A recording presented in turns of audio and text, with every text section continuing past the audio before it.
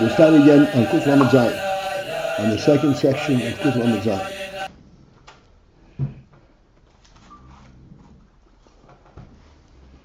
And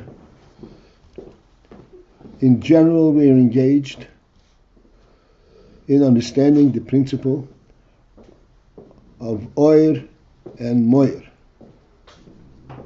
And beyond that, a very subtle union of oir me'ein hamoir.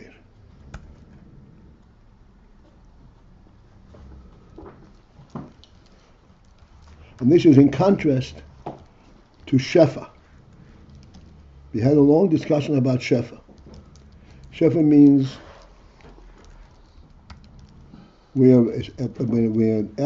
aspects of substance like seichel, a transmission of seichel, intellectual transmission, when you're actually transmitting the seichel itself.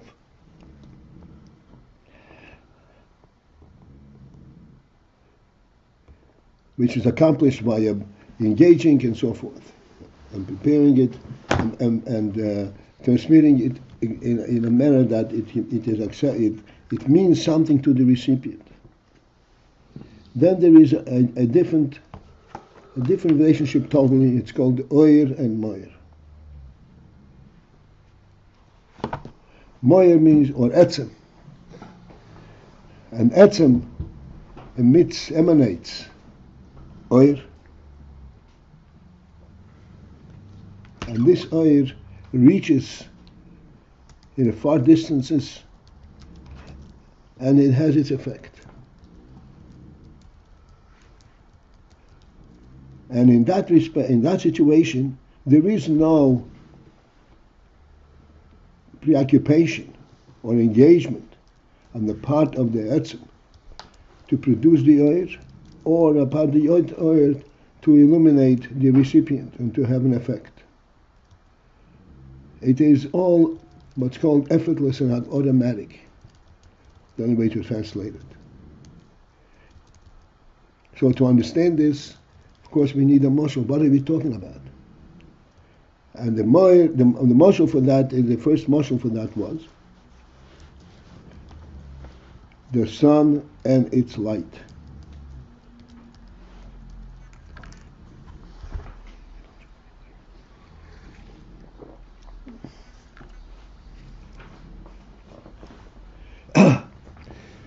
So this was very, very confusing to some of our people, and we completely diverged from the point. We were talking about something completely insignificant. It was very painful, but now we set everything straight. We are talking about the principle of etzem and oir, and the mashal for that is shemesh and the sun and its light.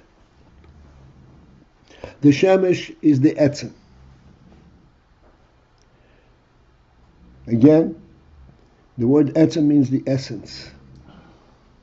And essence, the term essence,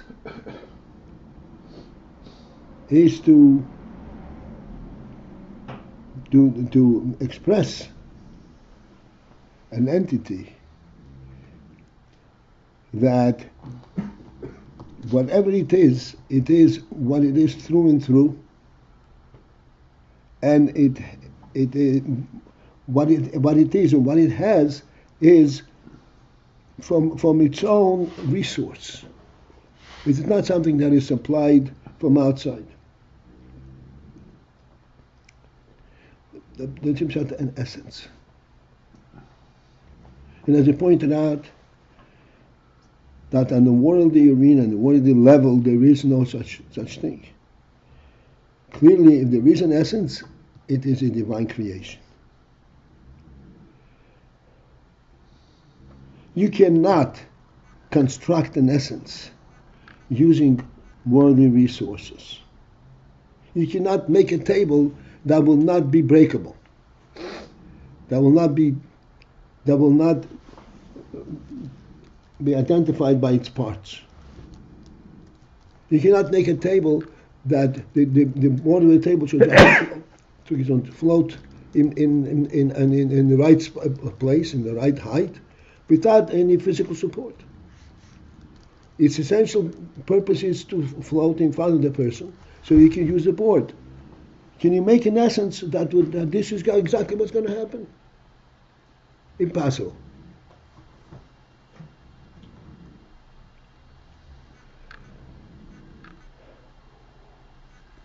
The Rebbe creates an essence.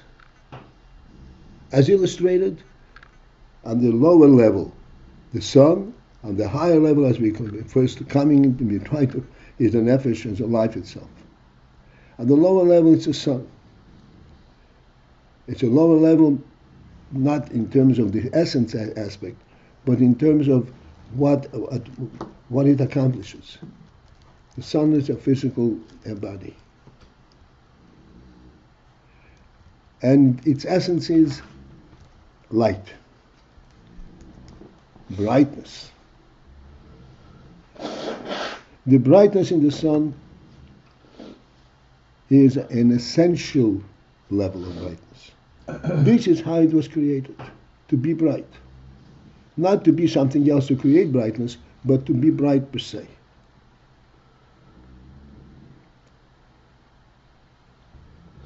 This brightness of the sun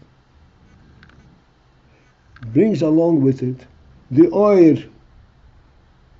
Oir means the spreading forth of this essence.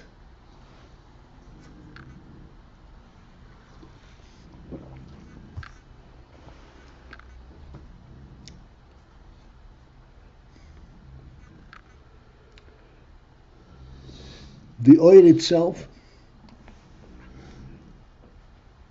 flows from the essence, quote unquote, automatically. The essence does not have to engage and do something and work to produce the saying. As for example, a person when he speaks, he has to speak, he has to actively speak. And he has to focus on what he's doing.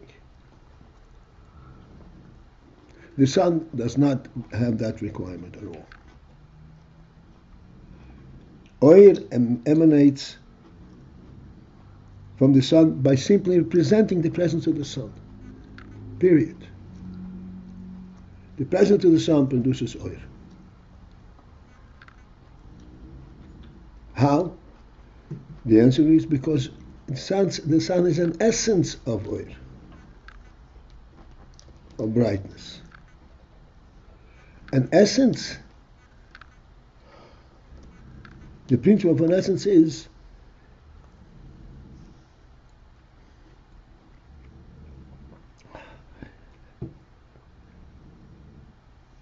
that it becomes a center of any environment.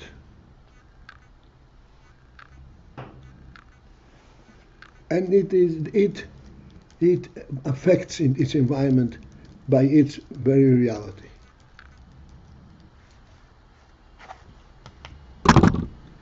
To denote this principle, we use the human being as an example.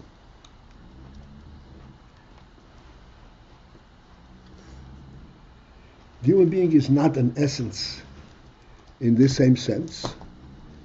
He has a body, and the body has to be fed, has to be maintained, and be lived, and so forth. But in terms of the human presence in the world, there is an essential element to it. His presence in the world is not a functional presence. His presence in the world is because God gave him the right to be present here.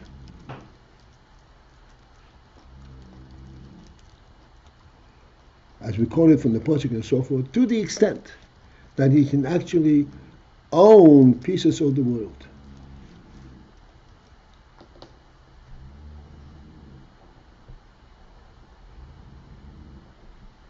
And thus, this human being, who is an essence within the worldly environment,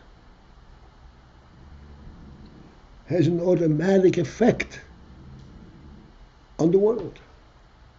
His presence declares itself everywhere in the world.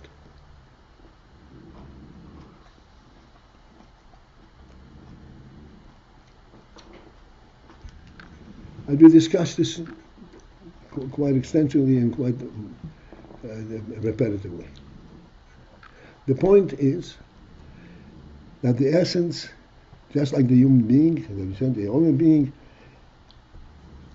affects his environment by being there. And this is the motion of the essence in air. The sun affects its environment by just being there.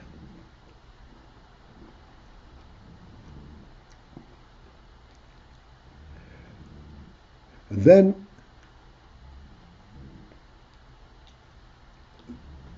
there is the effect of the presence of the sun, and then there is the oil that emanates from the sun. The difference between the sun presence and the oil presence is that the sun's presence is just a statement that there's light in the world. The oil presence is spreading this brightness in every turn of the world, so that what happens? So that the focus and the way the world is being identified as a result of the oil of the sun is not by touch, but by sight. The whole world is changed because the sun has spread out for its ray. And this ray has now become effective, has come into the world. And by virtue of its presence, automatically it brightens out the whole world. And therefore, we don't relate to the world by touch anymore. We identify the world by sight. This is the effect of the sun and its ray on the world.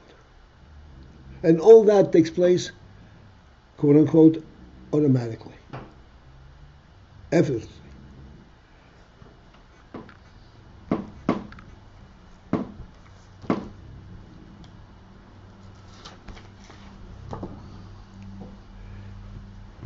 How, in fact, does such a thing occur effortlessly?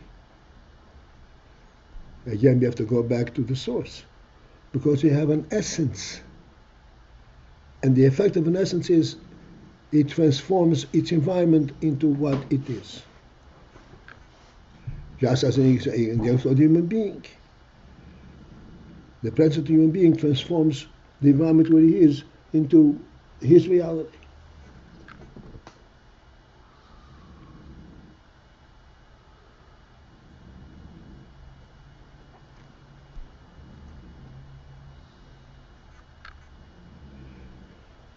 So this we discussed in very detail, and there's certain terms in the Maimer that we discussed.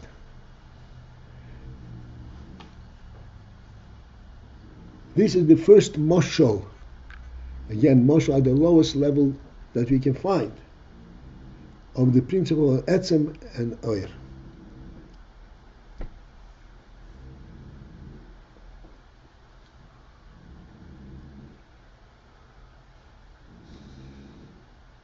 And as we pointed out,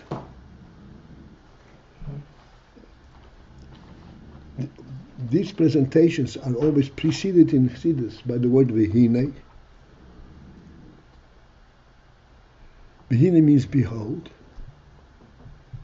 which alludes to the fact that this is something which you cannot formulate in your seichel. The seichel does not have the means to understand an etzem.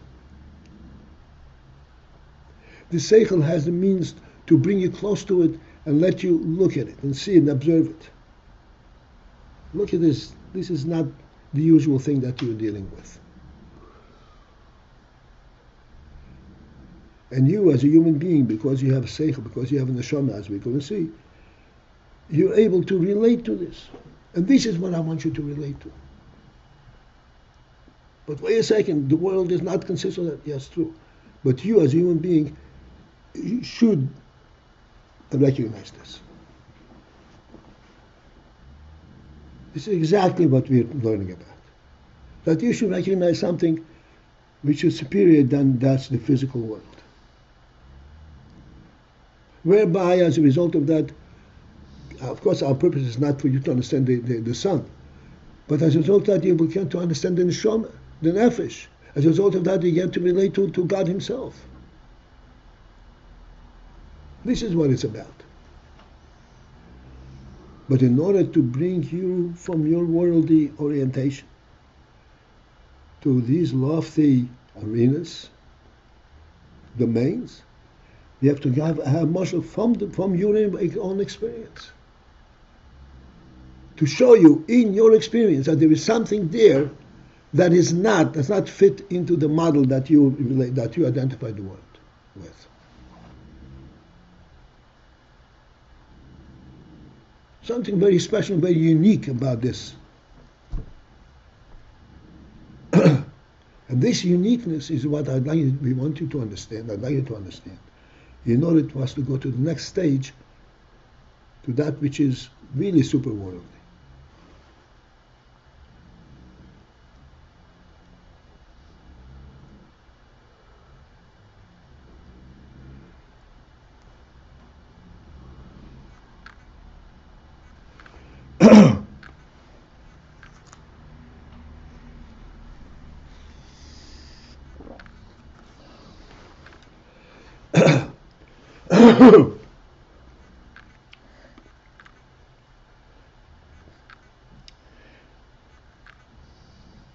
So, as I said, we are on the second section on page Kuf Lamed Zayin. This begins already at the point where we completed the illustration and the moshel from Oyer Hazim HaShemesh. And we have to recap. What does this moshel demonstrate and bring forth into our awareness? Two things. One is that there is such thing as an etzem.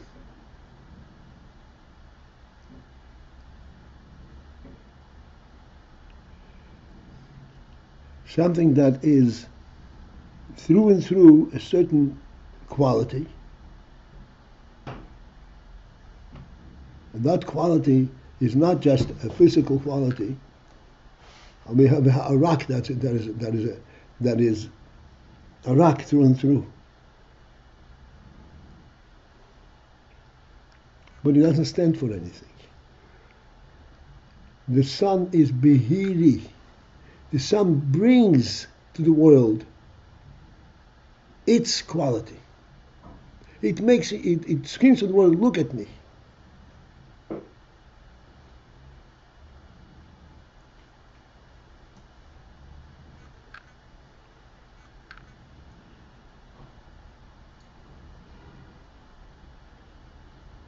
And this look at me is significant, because you say if you look at me, you'll see something completely different than what you experience in your world. And your world will be enhanced immensely by you recognizing my presence.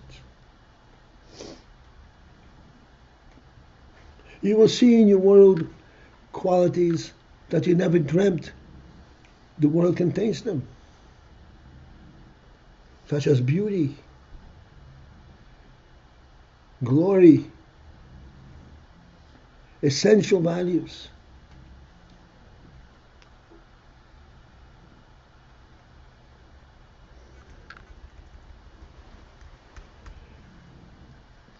This is affected by the presence of the sun, which is an etzem behiri, an essence that is bright, an amazing thing. And this etzem that is bright brings with it oir.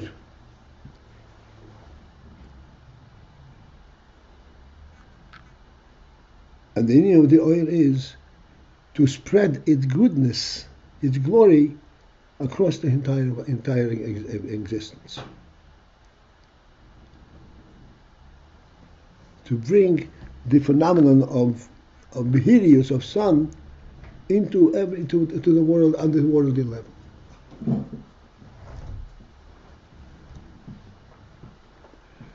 So that you will not merely see Behirius, brightness, but you will see things in the world.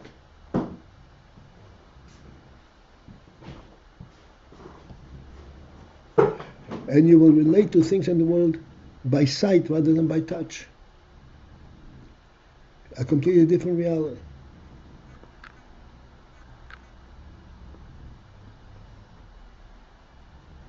This is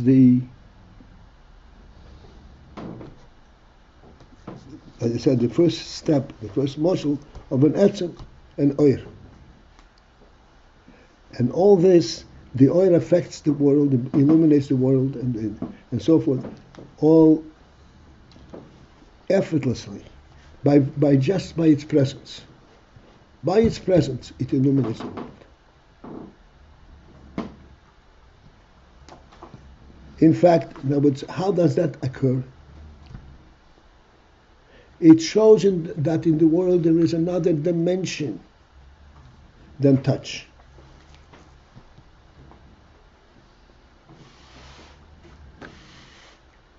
And this dimension is revealed in the world through this light.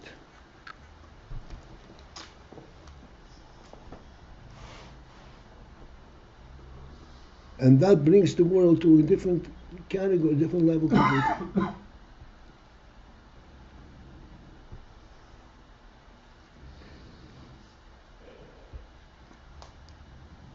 The level that it brings to the world to us in sight, it's a phenomenal thing. It's a physical world. And the physical world should be verified by touch. Is there something there? Let me see if there's something there. That's the verification of the presence of a physical entity. And here we have a convincing statement of a physical presence without having to touch it. Beyond touch, convincing beyond what touch brings.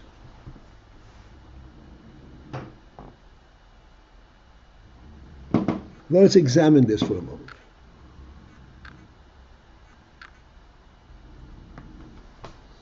The difference between seeing something and touching something in terms of our recognition of this presence is very, very, very phenomenal and very significant.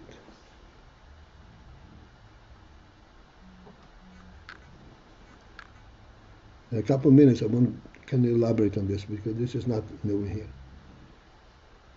It's an interesting halach, very telling halach, that a witness to an occurrence is valid only if he saw that happen. If he has any other proofs, absolutely irrefutable, he cannot refute the proof. Nonetheless, he's not a witness. A witness is only if he saw it. Like we have the story of Shimon ben Shetach I mentioned many times. Why? He knows it happened. Without any doubt.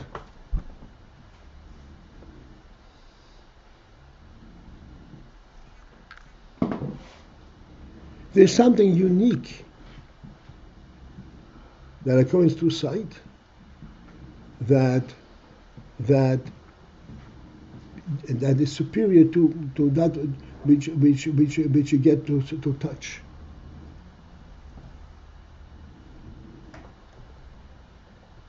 And that permits it, allows it to come into Besson, give a testimony. What is it?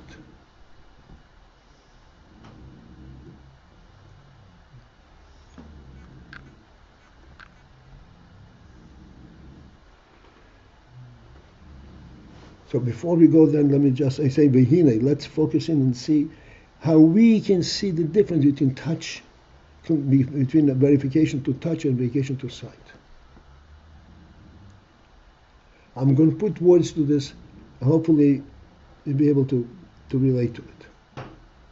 In touch, you're absolutely surely sure that there is an object over there. But this surety is due to your experience of it. In other words, it's not telling you that the object is there, but telling you that you experience the object. It is not the independence of the object itself that tells you, I'm here. It is your experience. Because you experience, you say, oh, I experience this thing. This is touch.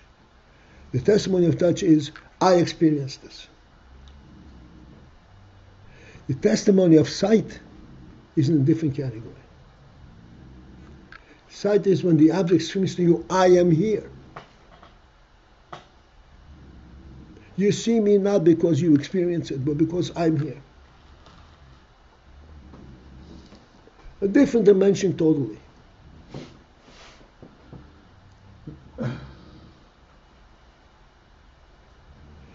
I am here is a statement that the Creator created me. That's how I got to be here. Therefore, my presence by sight is speaking of a different level of presence. He's saying the Creator made me. And this is why you see me.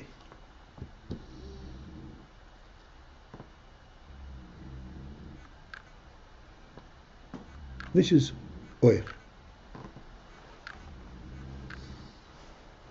A different dimension in the world. And this happens automatically. Why? Because this is not a worldly activity. This is a divine activity. It shows you a truth that is beyond the worldly truth.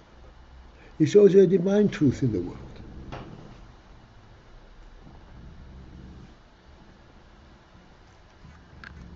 It shows you something that has not developed through worldly process, but has come into the world by divine decree.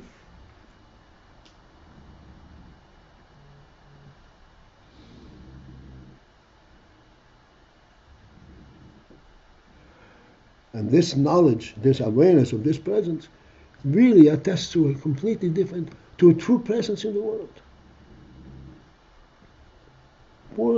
Beyond worldly presence. A divine level of presence. That even by seeing it, without touching it, I'm 100%, not 100% convinced, beyond touch. It's more real than touch. Because then I see its own reality, not because it affected me.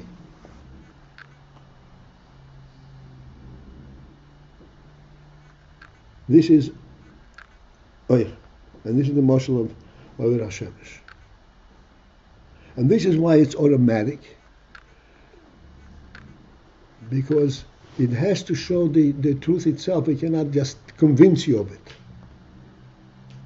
If it convinces you of it, you're not seeing the truth as in its pure state. You're not seeing that which the Rebbe is showing you. You're seeing that which you experienced, experimented. But inside you're given to see that which the Rebbe is showing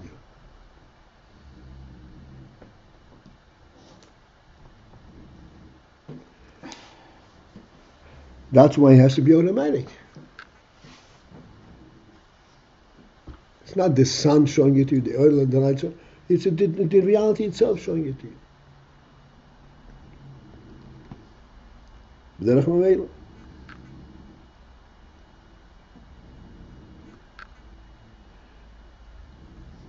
This is the mashal from the Shemesh, Etzem, and Oyer. And as you shall see, this is a mashal, a lower level mashal to the higher uniment of the presence of Godness itself, presence of Neshama, of Nefesh, as we shall see. The Nefesh also has a similar effect, a similar presence in the world, in the body, also representing a different level of a presence than that which comes through experience. And again, effortless.